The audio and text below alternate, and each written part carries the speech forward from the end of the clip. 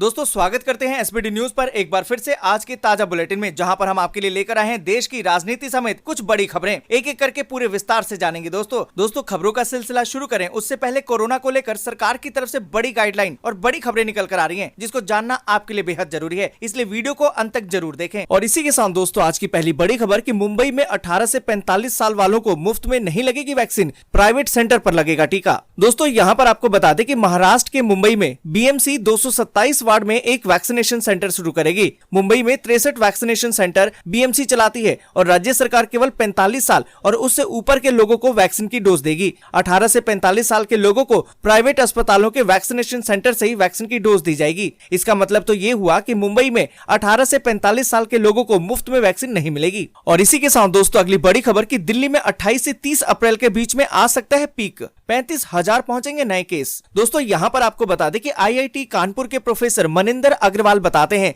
कि कई अन्य राज्यों के साथ दिल्ली में 28 से 30 अप्रैल के बीच कोरोना वायरस की पीक देखने को मिल सकती है। ये पीक दिल्ली में करीबन 5 दिन पहले की स्थिति और टेस्टिंग के आधार पर देखी जा रही है। और इसी के साथ दोस्तों अगली बड़ी खबर की हरियाणा के मंत्री अनिल विज ने कहा कि गुरुग्राम और फरीदाबाद में दिल्ली के 70% मरीज करा रहे हैं इलाज। दोस्तों यहाँ पर आपको बता दें कि देश में कोरोना वायरस की दूसरी लहर फैली हुई है, जो खतरनाक तरीके से संक्रमण फैला रही है। पिछले कई दिनों में देश में कोरोना वायरस के दैनिक मामले 3 लाख से ज्यादा आ रहे हैं और 2000 से ज्यादा लोगों की मौत भी हो रही है। इस बीच दोस्तों आपको बता दें कि हरियाणा के गृह मंत्री अनिल विज ने कहा कि गुरुग्राम और फरीदाबाद में लगभग 70% मरीज दिल्ली से आए हैं। और इसी के साथ दोस्तों अगली बड़ी खबर की रेलवे का बड़ा फैसला, 29 अप्रैल से बिहार स्पेशल की 46 ट्रेनें कैंसिल। दोस्तों यहाँ पर आपको बता दें कि बिहार में तेजी से बढ़ते कोरोना संक्रमण का असर ट्रेनों के परिचालन पर भी दिखाई दे रहा है। पूर्व मध्य रेलवे ने राज्य में बिगड़ती स्थिति को देखते हुए एक साथ ही 23 जोड़ी यानी कि 46 ट्रेनों का परिचालन अगले आदेश तक रद्द कर दिया है। ये सभी कम दूरी की पैसेंजर ट्रेनें हैं। और इसी के साथ दोस्तों अगली बड़ी खबर की कोरोना संकट के मद्देनजर पायलट बोले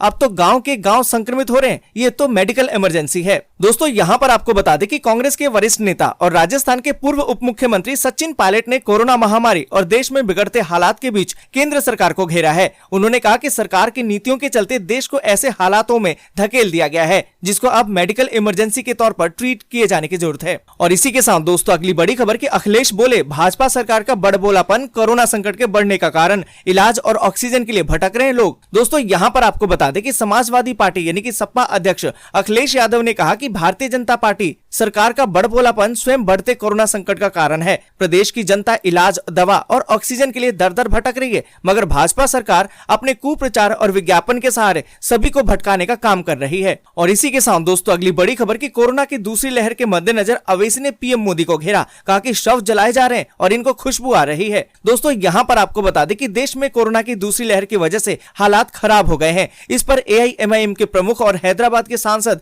अवैसी ने मोदी सरकार को घेरा है। आपको बता दें कि अवैसी ने कहा कि देश में कोरोना महामारी को नियंत्रित नहीं कर पाने के जिम्मेदार केवल और केवल प्रधानमंत्री नरेंद्र मोदी हैं। दोस्तों यहाँ पर हम आप लोगों से भी जानना चाहते हैं, आपको क्या लगता है, क्या मोदी सरकार की गलत नीतियों के कारण ही कोरोना महामारी इतनी तेजी से हमारे देश में फैल रही है? आप अपने जवाब हाँ या ना में जरूर दीजिए। और इसी के साथ दोस्तों अगली बड़ी खबर की कोरोना महामारी पर सुप्रीम कोर्ट सख्त, वैक्सीन और ऑक्सीजन पर केंद्र से मांगा है अपडेट, पूछा कि क्या है नेशनल प्लान। दोस्तों यहाँ पर आपको बता दें कि सुप्रीम कोर्ट ने कोरोना के कारण बनी हुई मौजूदा परिस्थितियों में वादी की तरफ से याचिका दायर करने की समयावधि अगले आदेश तक बढ़ा दी है। अपने एक अन्य फैसले में कोर्ट ने केंद्र सरकार से पूछा कि इस महामारी से निपटने के लिए आपकी राष्ट्रीय योजना प्लान क्या है। दोस्तों आगे बढ़े उससे पहले वीडियो को लाइक और शेयर जरूर कर दें, क्योंकि आपका लाइक और शेयर ही हमारी मेहनत का फल होता है। और इसी के साथ दोस्तों अगली बड़ी खबर कि मुंबई में 18 से 45 वालों को मुफ्त में वैक्सीन नहीं लगेगी, प्राइवेट सेंटर पर लगेगा टीका। दोस्तों यहाँ पर आपको बता दें कि महाराष्ट्र के मुंबई में बीएमसी 227 वार्ड में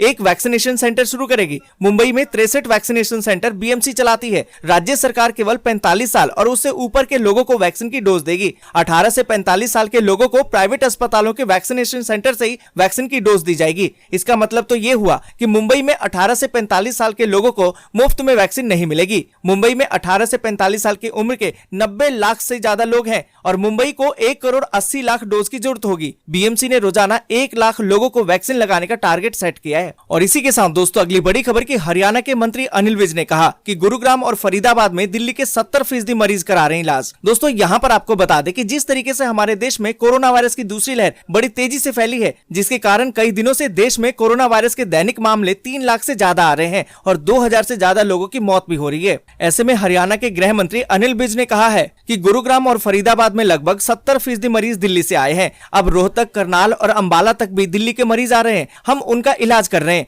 हमने सभी जिला के उपायुक्तों को कहा है कि हर जिले में अतिरिक्त बेड की व्यवस्था की जाए। और इसी के साथ दोस्तों अगली बड़ी खबर की रेलवे का बड़ा फैसला, 29 अप्रैल से 46 बिहार स्पेशल ट्रेनें कैंसिल। दोस्तों यहाँ पर आपको बता दें कि बिहार में तेजी से बढ़ते कोरोना संक्रमण का असर अब ट्रेनों के परिचालन पर भी दिखाई दे रहा है। पूर्व मध्य रेलवे ने राज्य में बिगड़ती स्थिति को देखते हुए एक साथ ही 23 जोड़ी यानी कि 46 ट्रेनों का परिचालन अगले आदेश तक रद्द कर दिया है। ये सभी कम दूरी की पैसेंजर ट्रेनें हैं। रेलवे की तरफ से जारी सूचना के मुताबिक ये सभी ट्रेनें 29 अप्रैल के बाद नहीं चलेंगी। इसके लिए कहा यह गया है कि कोरोना के बढ़ते मामलों के चलते जहां लोग एक तरफ ट्रेन में कम सफर कर रहे हैं तो वहीं दूसरी ओर इससे यात्रा करने वाले यात्री संक्रमित न हो, इसलिए इन ट्रेनों को बंद किया जाएगा। और इसी के साथ दोस्तों अगली बड़ी खबर की कोरोना के संकट के मद्देनजर सचिन पायलट बोले अब तो गांव के गांव संक्रमित हो रहे हैं, ये तो मेडिकल इमरजेंसी है। दोस्तों यहाँ पर आपको बता दें कि कांग्रेस के वरिष्ठ नेता और राजस्थान के पूर्व उप मुख्यमंत्री सचिन पायलट ने कोरोना महामारी और देश में बिगड़ते हालात के बीच केंद्र सरकार को घेरा है। उन्होंने कहा कि सरकार की नीतियों के चलते देश को ऐसे हालातों में धकेल दिया गया है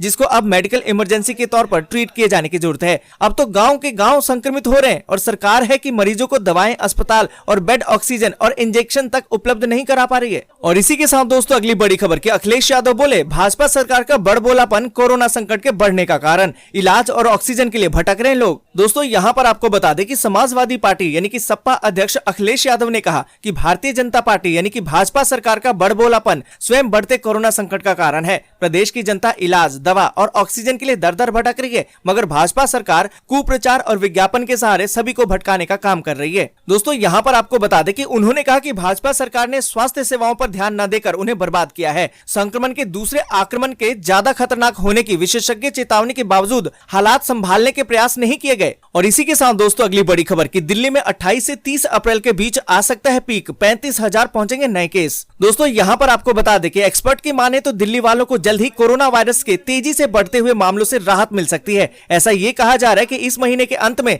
दिल्ली में कोरोना वायरस का पीक देखने को मिल सकता है। उसके बाद धीरे धीरे स्थिति सामान्य होना शुरू हो सकती है। हालांकि यदि टेस्टिंग कम होगी तो हो सकता है कि राजधानी में आने वाला पीक कुछ दिन आगे खिसक जाए। यहाँ पर दोस्तों आपको बता दें कि प्रोफेसर मनिंदर का कहना है कि राजधानी दिल्ली में पीक के दौरान एक दिन में 35,000 तक मामले सामने आ सकते हैं। वहीं इसके करीबन 10 दिन बाद एक्टिव केस अपने पीक पर होंगे, यानी कि 8 से 10 मई के बीच दिल्ली में कोरोना के एक्टिव केस 3.5 लाख तक देखने को मिल सकते हैं। उनका कहना है कि हमेशा एक्टिव केस का पीक नए केस के पीक के करीब 10 दिन बाद ही देखने को मिलता है। दोस्तों आज के लिए बस यहीं तक। वीडियो आपको अच्छी लगी हो तो लाइक, शेयर और सब्सक्राइब जरूर करें।